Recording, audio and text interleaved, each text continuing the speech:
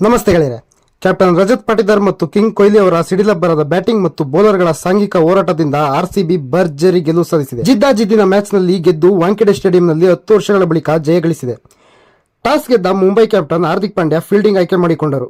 ಮೊದಲು ಬ್ಯಾಟಿಂಗಿಗೆ ಬಂದ ಆರ್ಸಿಬಿಗೆ Trent bolt Philip ಸಾಲ್ಟರ್ ಅನ್ನು 4 ರನ್ಗೆ ಕ್ಲೀನ್ ಬೋಲ್ಡ್ ಮಾಡಿ ಶಾಕ್ ನೀಡಿದರು. ಆದರೆ ವಿರಾಟ್ ಮತ್ತು ಪಡಿಕಲ್ ಬೊಂಬಾಟ್ ಬ್ಯಾಟಿಂಗ್ ಮಾಡಿ ಪವರ್ ಪ್ಲೇನಲ್ಲಿ ಅಬ್ಬರಿಸಿದರು. ಈ ಜೋಡಿ 2ನೇ ವಿಕೆಟ್ಗೆ 91 ರನ್ಗಳ ಜೊತೆಯಾಟ ಆಡಿದರು. 3 ಸಿಕ್ಸರ್ ಮತ್ತು 2 4 ಬಾರಿಸಿ 37 ರನ್ ಗಳಿಸಿದ ಪಡಿಕಲ್ ಔಟ್ ಆದರು. ವಿರಾಟ್ ಕೊಹ್ಲಿ ಅದ್ಭುತವಾದ ಬ್ಯಾಟಿಂಗ್ ಮಾಡಿ ಕೇವಲ 29 ಬಾಲ್ನಲ್ಲಿ ಹಾಫ್ ಸೆಂಚುರಿ ಸಿಡಿಸಿದರು. 42 ಬಾಲ್ನಲ್ಲಿ 8 4 ಮತ್ತು 2 ಸಿಕ್ಸರ್ ಚಚ್ಚಿ 67 ರನ್ ಗಳಿಸಿ ಹಾರ್ದಿಕ್ ಬೌಲಿಂಗ್ನಲ್ಲಿ ಔಟ್ ಆದರು. ಕ್ಯಾಪ್ಟನ್ ಆಟ ಆಡಿದ ರಜತ್ ಮುಂಬೈ ಬೌಲರ್ಗಳನ್ನು ಬೆಂಡೆತ್ತಿದ್ದರು. 32 ಬಾಲ್ನಲ್ಲಿ 5 ಬೌಂಡರಿ 4 ಭರ್ಜರಿ ಸಿಕ್ಸರ್ಗಳೊಂದಿಗೆ 64 ರನ್ ಸಿಕ್ಕಿದರು.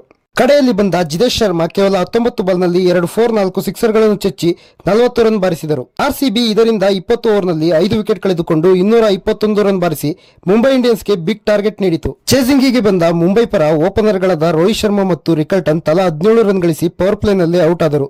ವಿಲ್ ಜಾಕ್ಸ್ ಕೂಡ 22 ರನ್ ಗಳಿಸಿ ಔಟ್ ಆದರು. ಸೂರ್ಯ 28 ರನ್ ಗಳಿಸಿ ಯಶ್ ದಯಾಲ್ ಬೌಲಿಂಗ್ನಲ್ಲಿ ಔಟ್ ಆದರು. ತಿಲಕ್ ವರ್ಮಾ ಅದ್ಭುತವಾದ ಬ್ಯಾಟಿಂಗ್ ಮಾಡಿ ಅರ್ಧಶತಕ ಬಾರಿಸಿದರು. 27 ಬಾಲ್ನಲ್ಲಿ 5 ಬೌಂಡರಿ 3 ಸಿಕ್ಸರ್ ಬಾರಿಸಿ 56 ರನ್ ಬಾರಿಸಿ 18ನೇ ಓವರ್ನಲ್ಲಿ ಭುವಿ ಬೌಲಿಂಗ್ನಲ್ಲಿ ಔಟ್ ಆದರು.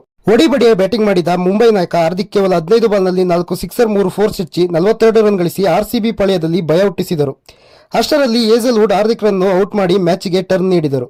ಕಡೆಯ ಓವರ್ನಲ್ಲಿ 19 ರನ್ ಬೇಕಿದ್ದಾಗ ಬೌಲ್ ಮಾಡಿದ ಕೃಣಾಲ್ ಪಾಂಡ್ಯ ಕೇವಲ 6 ರನ್ ನೀಡಿದ್ದರಲ್ಲದೆ 3 ವಿಕೆಟ್ಗಳನ್ನು ಕೂಡ ಕಿತ್ತು ಬೊಂಬಾಟ್ ಬೌಲಿಂಗ್ ಮಾಡಿದರು. ಅಂತಿಮವಾಗಿ ಮುಂಬೈ 20 ಓವರ್ನಲ್ಲಿ 9 ವಿಕೆಟ್ ಕಳೆದುಕೊಂಡು 209 ರನ್ ಮಾತ್ರ ಗಳಿಸಿ 12 ರನ್ಗಳಿಂದ ಸೋಲು ಕಂಡಿತು. ಕೃಣಾಲ್ 4, ಜೋಶ್ ಮತ್ತು ಯಶ್ ದಯಾಲ್ ತಲಾ 2 ಮತ್ತು ಭುವನೇಶ್ವರ್ ಕುಮಾರ್ 1 ವಿಕೆಟ್ ಪಡೆದು ಮಿಂಚಿದರು. ಆರ್ಸಿಬಿ ಬರೋಬ್ಬರಿ 10 ವರ್ಷಗಳ ಬಳಿಕ ಮುಂಬೈನ ವಾಂಖೆಡೆ ಸ್ಟೇಡಿಯಂನಲ್ಲಿ ಗೆಲುವು ಸಾಧಿಸಿತು. ಭರ್ಜರಿ ಬ್ಯಾಟಿಂಗ್ ಮಾಡಿದ ರಜತ್ ಪಾಟಿದಾರ್ ಈ ಪಂದ್ಯದ ಮ್ಯಾನ್ ಆಫ್ ದಿ ಮ್ಯಾಚ್ ಆದರು.